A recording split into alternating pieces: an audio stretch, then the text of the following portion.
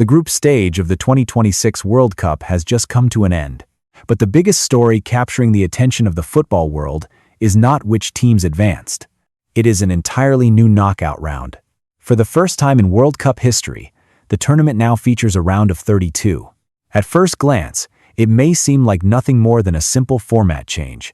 But in reality, it has transformed the way teams approach the tournament, the way fans follow every match, and even the path to lifting the World Cup trophy. For some national teams, finishing in third place once meant the end of their journey. Now, it could be the ticket that keeps their World Cup dream alive. So, how did FIFA create the round of 32? And is this a step forward that makes the World Cup more exciting, or a change that could cause the biggest tournament on earth to lose the very identity that made it so special? For nearly 3 decades, football fans had grown familiar with a simple formula: 32 teams, 8 groups. The top 2 teams from each group advanced to the round of 16. Everything was straightforward and remained almost unchanged since the 1998 World Cup. But the 2026 World Cup marked the biggest expansion in the tournament's history. The number of participating nations increased from 32 to 48. That meant the old format could no longer work. If FIFA had kept the round of 16, too many teams would have been eliminated immediately after the group stage. So, a completely new knockout round was introduced, the round of 32. This was not just one more match added to the schedule.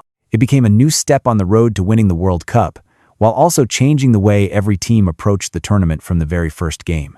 And once you understand how FIFA selected the final 32 teams, you will see why this year's group stage felt more intense than any World Cup that came before it. The new format may sound complicated at first, but it is actually quite simple. The 12 group winners automatically advance to the knockout stage. The 12 runners-up do the same. That gives us a total of 24 teams. The remaining 8 places go to the 8 best third-place teams across all 12 groups.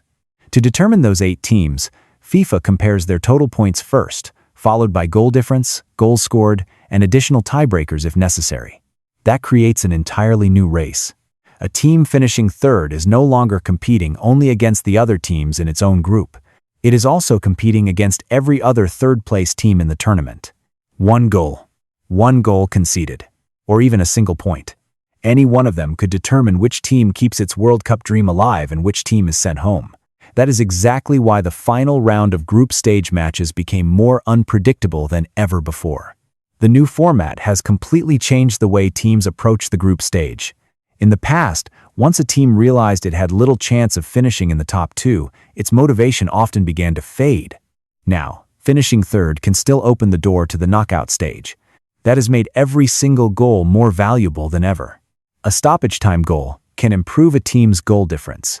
One goal conceded can bring an entire World Cup campaign to an end. Sometimes, a team's fate is no longer entirely in its own hands. After playing its final group match, it must wait for results from other groups, watching every score, every goal, and every shift in the standings for the third-place teams. It is a level of suspense that previous World Cups rarely delivered. The tension does not end when the final whistle blows. It lasts until every group stage match has been played.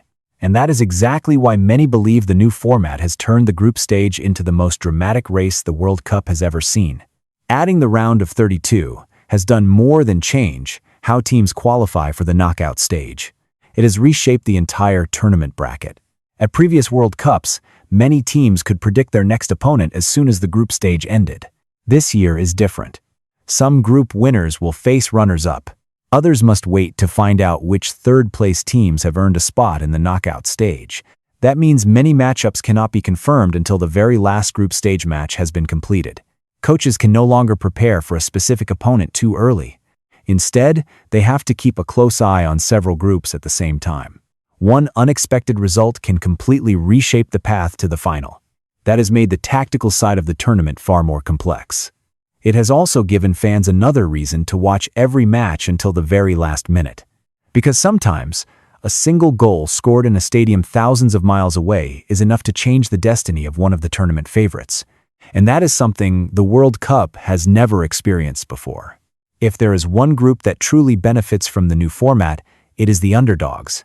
At previous World Cups, they almost always had to finish in the top 2 of their group to keep their tournament alive.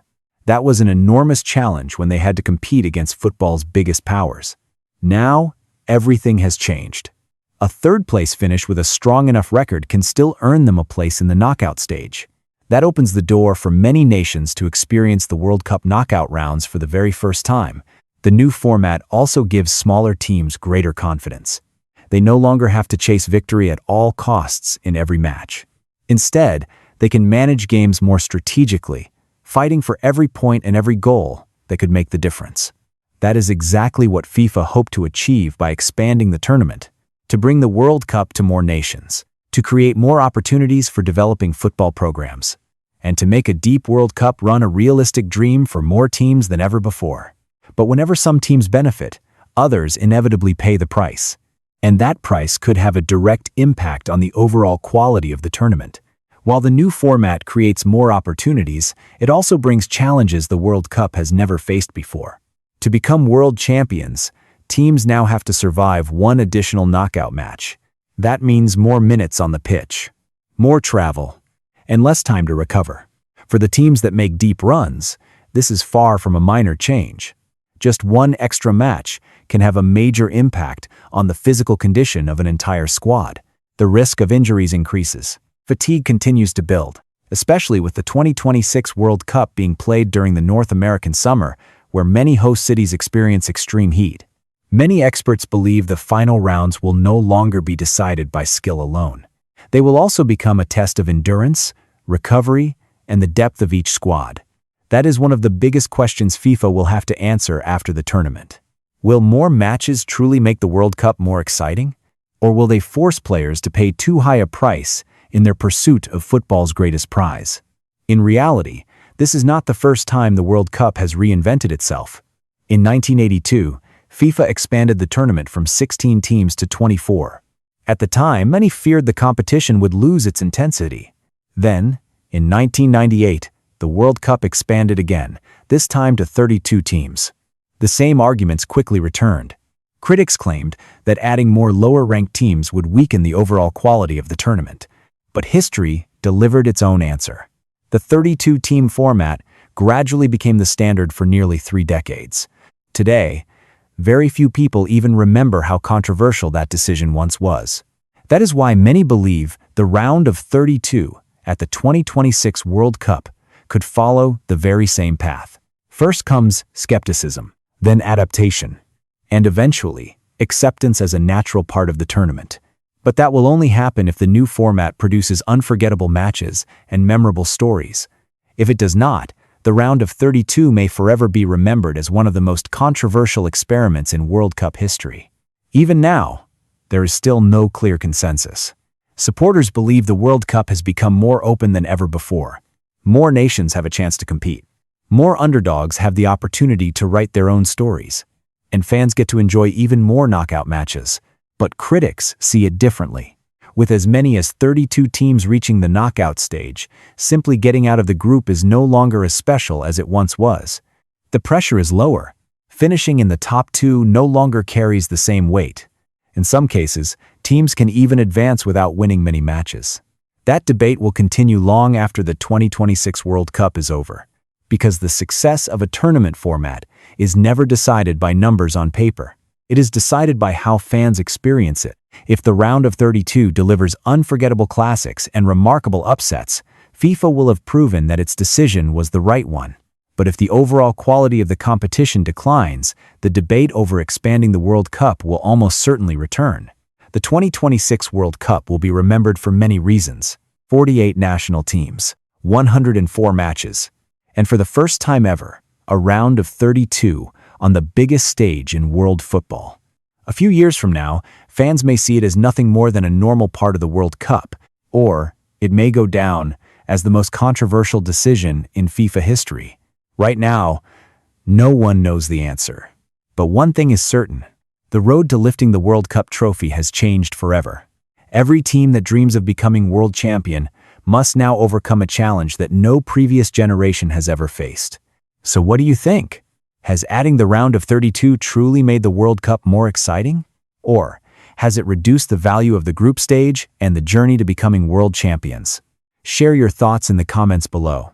And do not forget to subscribe for more in-depth analysis and the biggest stories from throughout the 2026 World Cup.